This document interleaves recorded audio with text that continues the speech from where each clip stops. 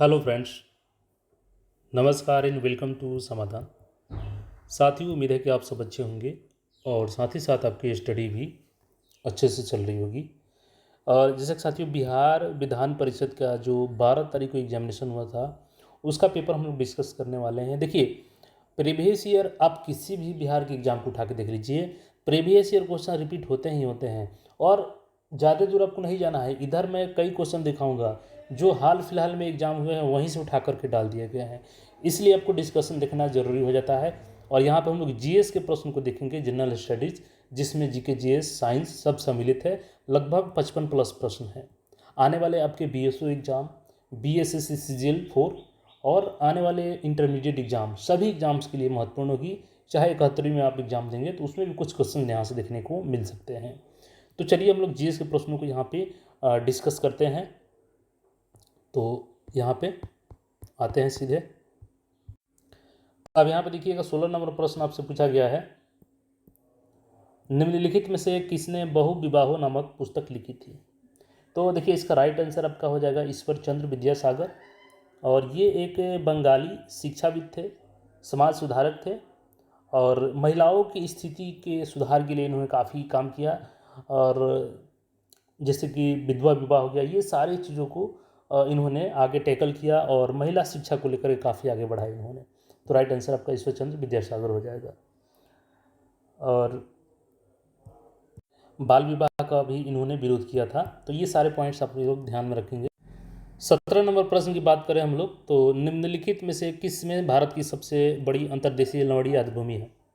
तो देखिए, इसका राइट आंसर आपका हरियाणा नहीं होगा, राजस्थान हो जाएगा। यहाँ के जो सांभर झील है, सांभर झील सबसे बड़ा लवणता वाला झील है। और अगर विश्व स्तर पर हम लोग बात करें तो मृत सागर, जिसको डेड सागर भी कहा जाता है, ये सबसे बड़ा लवणता वाला सागर है जो कि विश्व स्तर पे है। और इसकी स्थिति की हम लोग बात करें कि कहाँ पे स्थित है, तो ये आपका जॉर्डन, इजराइल और इसके अलावा मिस्र के बीच स्थित है ये। तो आप लोग इसको ध्यान रखेंगे कि मृत सागर कहाँ स्थिति है इसकी, जॉर्डन, इजराइल और मिस्र के बीच।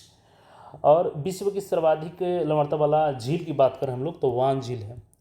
झील देखिए, सबसे अधिक मृत वाला सागर की बात करें तो मृत सागर विश्व स्तर पे, झील की बात करें विश्व स्तर पे तो वान झील है। और वान झील कहाँ पे है आपकी, तो टर्की में है। और भारत में बात करें तो सांभर झील हो जाएगा आपका, राजस्थान हो जाएगा। और भारत में सबसे मीठे पानी का झील किसे है, तो वुलर झील जम्मू कश्मीर में है।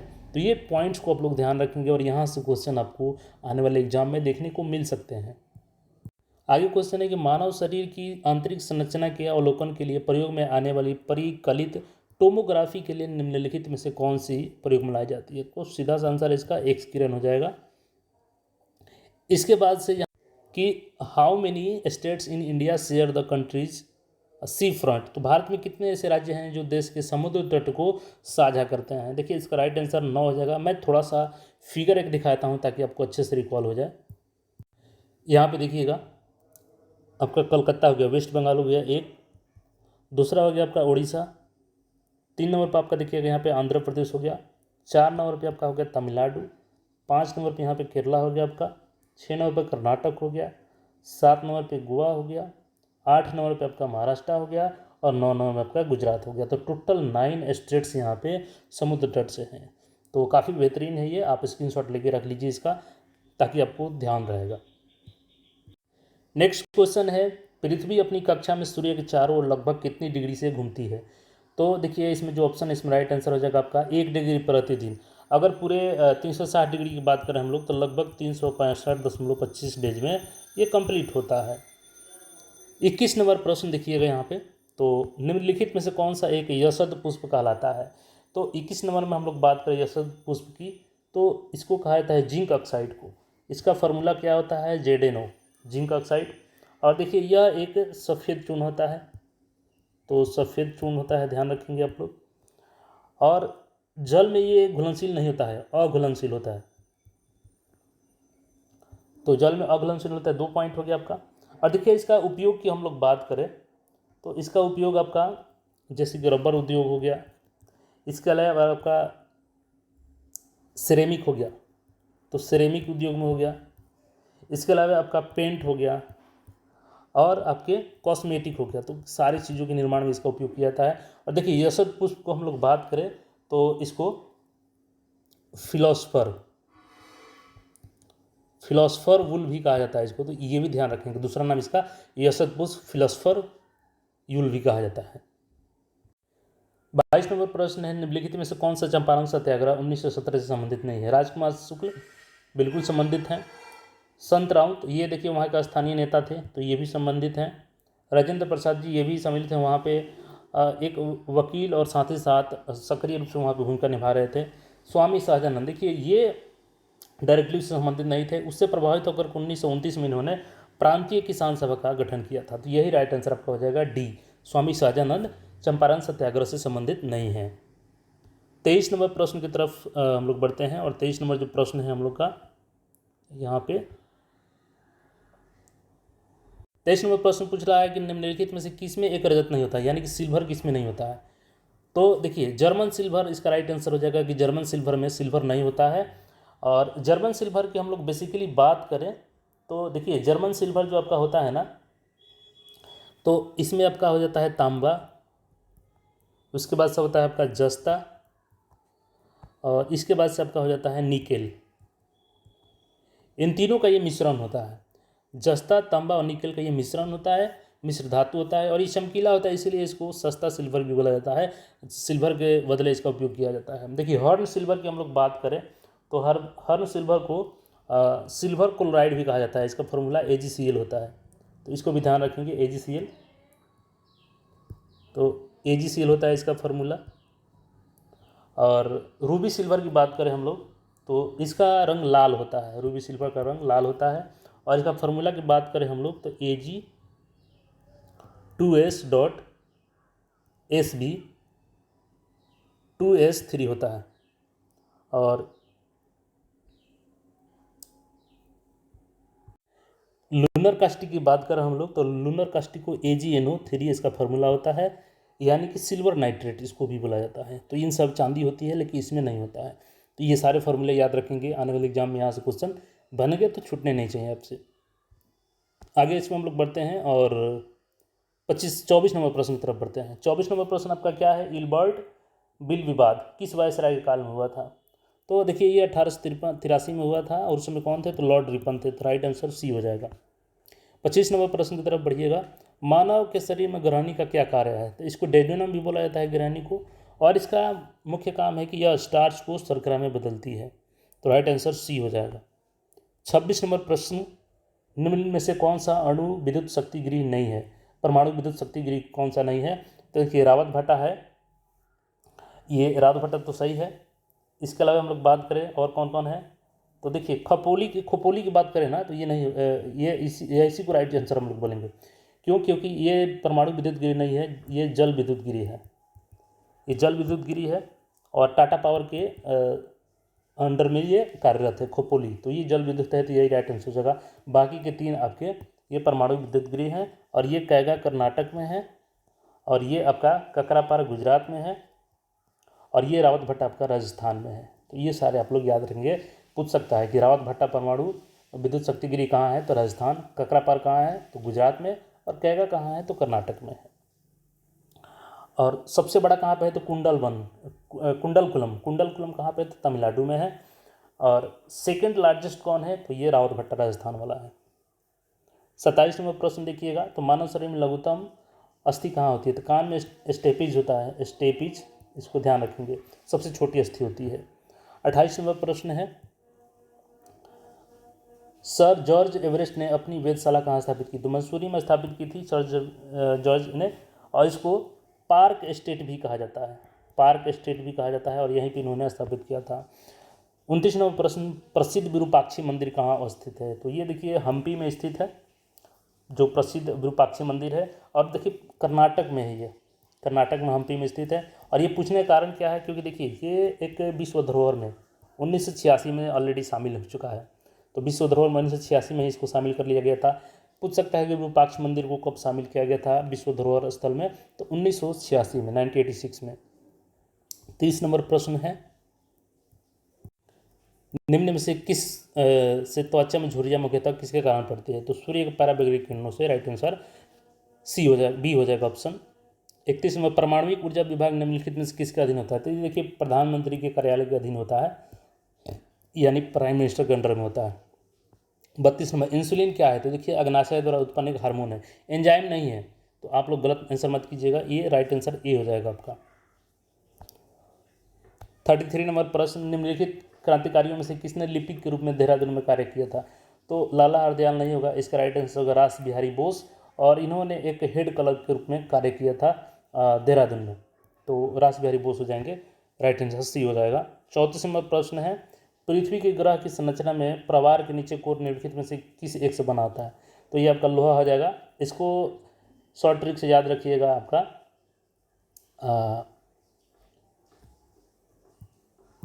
इसको निफे भी कहा जाता है, यानी निकेल और फेरस होता है। तो यहाँ पर लोहा हो गया, फेरस, तो निकेल नहीं है, लोहा ऑप्शन है, तो लोहा आपका राइट आंसर सी हो जाएगा।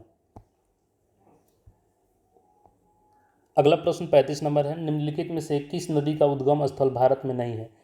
तो देखिए ब्यास नदी के उद्गम स्थल की हम लोग अगर बात करें तो ये हिमाचल प्रदेश से होता है इसका उद्गम, और जो रोहतांग दर्रा है, रोहतांग दर्रा से इसका उद्गम स्थल है, और ब्यास कुंड है वहीं पे, तो वहीं से निकलती है। ये तो भारत में हो गया। चिनाब की हम लोग बात करें तो चिनाब भी हिमाचल प्रदेश में ही बड़ा लचला दर्रा से निकलता है। इसके बाद रावी की बात करें हम लोग तो ये भी हिमाचल प्रदेश से, तीनों नदी ये हिमाचल प्रदेश से ही, ये कांगड़ा जिला है, जो कांगड़ा जिला वहीं से आपका बड़ा भंगाल से निकलती है। जबकि जो सतलज नदी है ना, ये आपका भारत से नहीं निकलती है, मानसरोवर इसका होता है जो तिब्बत में हो जाएगा। तो ये राइट आंसर आपका सी हो जाएगा कि सतलज का उद्गम स्थल भारत में नहीं है, बाकी 3 नदियाँ हिमाचल प्रदेश भारत से ही होती है, जिसमें ब्यास नदी आपका रोहतांग दर्रा से, ब्यास कुंज से, और चिनाब नदी हिमाचल प्रदेश में बड़ा लचला दर्रा से, और रावी नदी एचपी में कांगड़ा जिले में बड़ा भंगाल से, और सतलज नदी मानसरोवर से, तिब्बत से।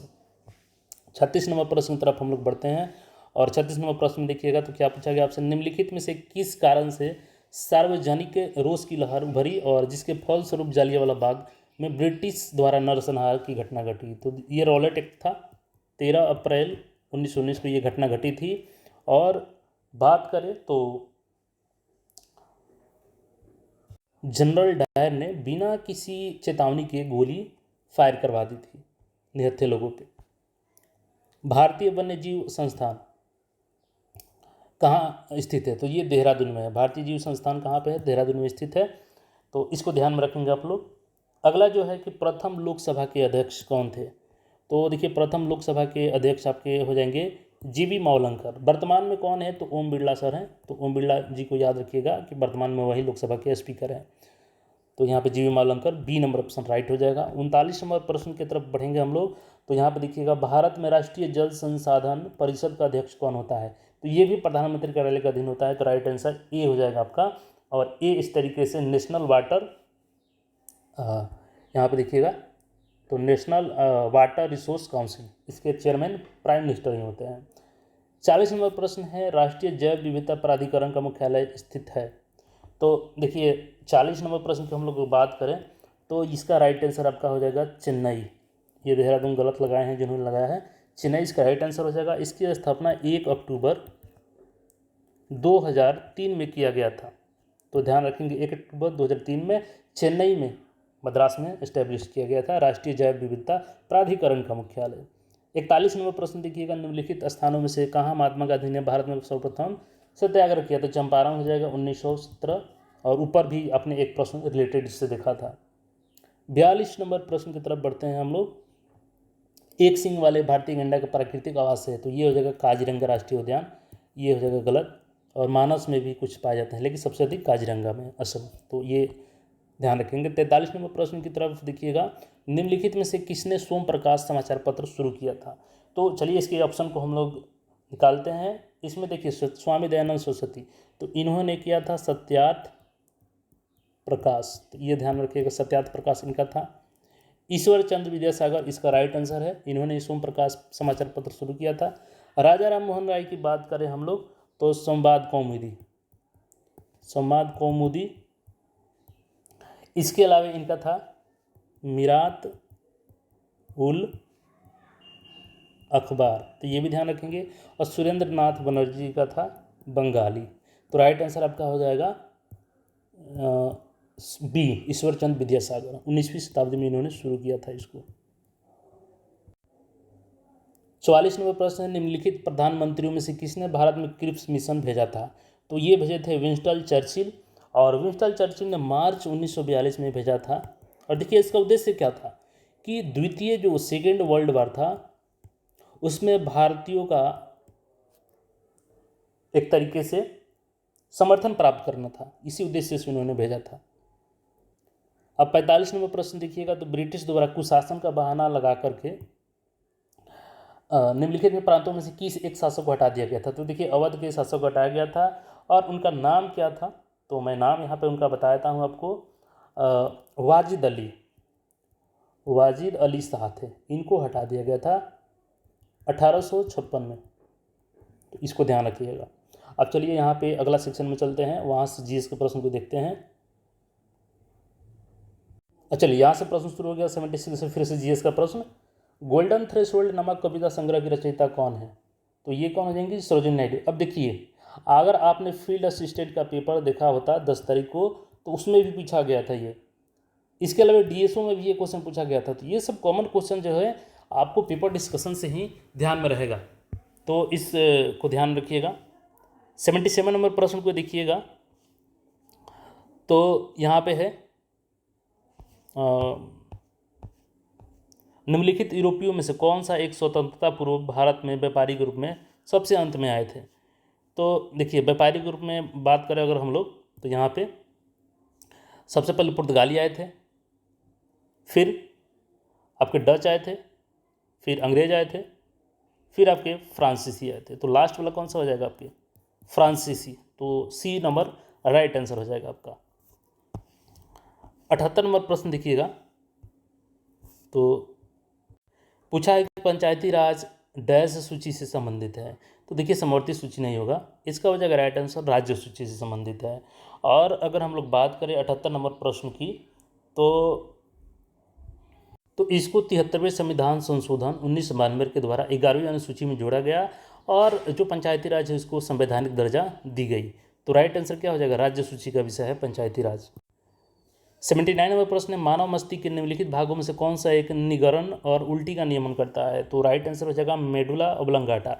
और यही नहीं, ये आपके सांस को भी नियंत्रित करता है, हार्ट रेट को भी नियंत्रित करता है, ब्लड प्रेशर को भी नियंत्रित करता है, और भी जो बॉडीली फंक्शंस है उसको नियंत्रित करता है मेडुला ओब्लंगाटा। 80 नंबर प्रश्न देखिएगा, संविधान की 6ठी अनुसूची के प्रावधान निम्न में से किस राज्य में लागू नहीं है? मेघालय में बिल्कुल है, त्रिपुरा में है, मिजोरम में है, गोवा में नहीं है। देखिए कौन कौन राज्य में है? तो असम में लागू है, इसके अलावा आपके मेघालय में है, उसके अलावा तीसरे नंबर पे त्रिपुरा में है, चौथे नंबर मिजोरम में है। तो 4 राज्य में है, असम, मेघालय, त्रिपुरा, मिजोरम। इन्हीं 4 राज्यों में 6ठी अनुसूची का प्रावधान है। 81 नंबर प्रश्न है, निम्नलिखित में से किस एक में ध्वनि की चाल सबसे अधिक होगी? 0 डिग्री सेंटीग्रेड के वायु में, 100 डिग्री सेंटीग्रेड के वायु में, जल में, लकड़ी में। सबसे अधिक होगी देखिए 100 डिग्री सेंटीग्रेड पर वायु में। इससे क्या होगा कि जब वायु का टेम्परेचर बढ़ेगा तो इसके जो अणु है उसके वेग बढ़ जाएंगे, काइनेटिक एनर्जी इसका बढ़ जाएगा, इंक्रीज हो जाएगा। और जब काइनेटिक एनर्जी इंक्रीज होगी तो ध्वनि की चाल बढ़ जाएगी उसमें। और इसमें लगभग जब टेम्परेचर होता है तो 386 मीटर प्रति सेकंड की रफ्तार से वायु चलती है, जबकि 0 डिग्री सेंटीग्रेड पे आपका 331 मीटर प्रति सेकंड की रफ्तार से चलती है। तो सबसे अधिक हो जाएगा किस में? आपका 100 डिग्री सेंटीग्रेड पे। राइट आंसर बी हो जाएगा आपका। 82 नंबर प्रश्न देखिएगा, तो निम्नलिखित में से कौन सा तत्व सभी प्रकार का अम्ल पाया जाता है? तो ये राइट आंसर हाइड्रोजन हो जाएगा, ए नंबर ऑप्शन।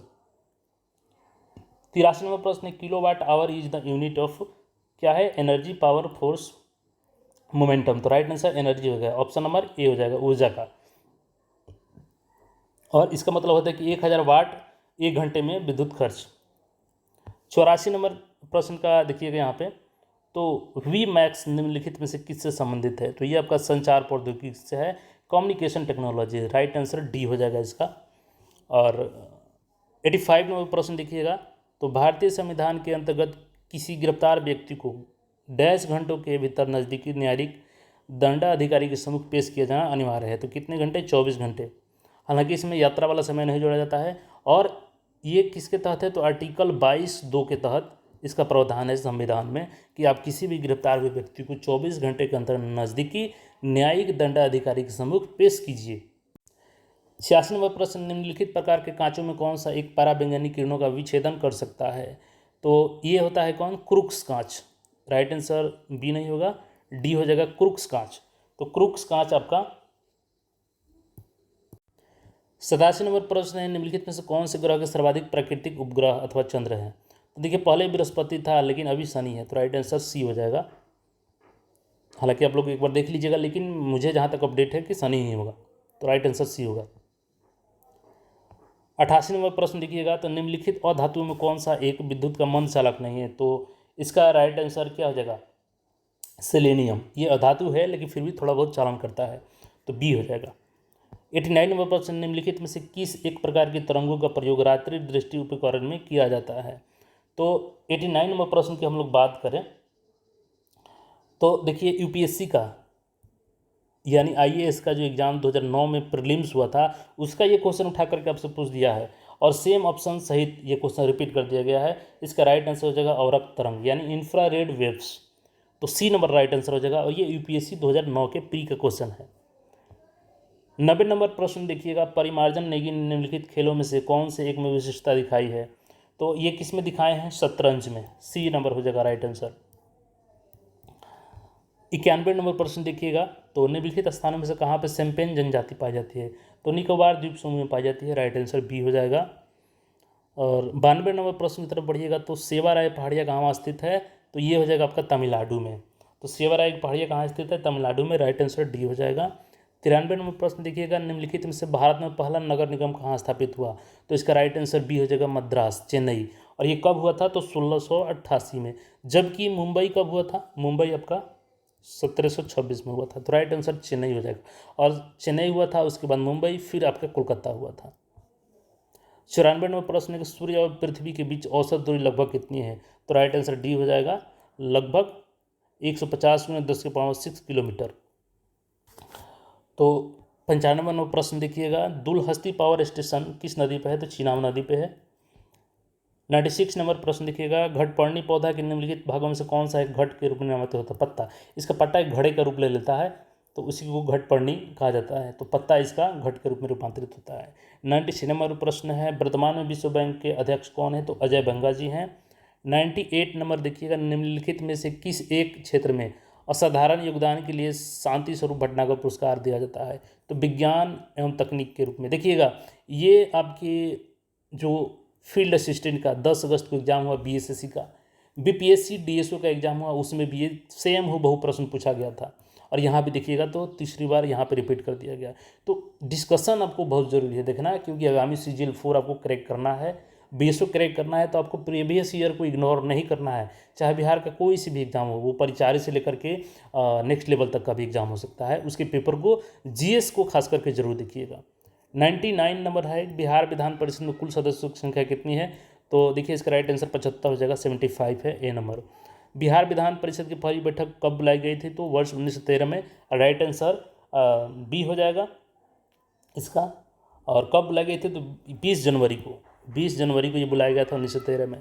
तो ये टोटल हमने प्रश्न देखा, लगभग 55+ प्रश्न है जीएस के। तो आप इस प्रश्न को जितना बार हो सके देखिए और इसको नोट कर लीजिए और रिवीजन कीजिए। यहाँ से बहुत सारे प्रश्न आपको आने वाले बीएसओ, सीजीएल 4, इंटर लेवल और अन्य कंपटीशन में देखने को मिल सकते हैं। तो अपने साथियों के साथ शेयर कीजिए और ऐसे ही अन्य एग्जाम के क्वेश्चन डिस्कशन के लिए चैनल को सब्सक्राइब करके जुड़े रहिए। मिलते हैं फिर नए अपडेट। धन्यवाद।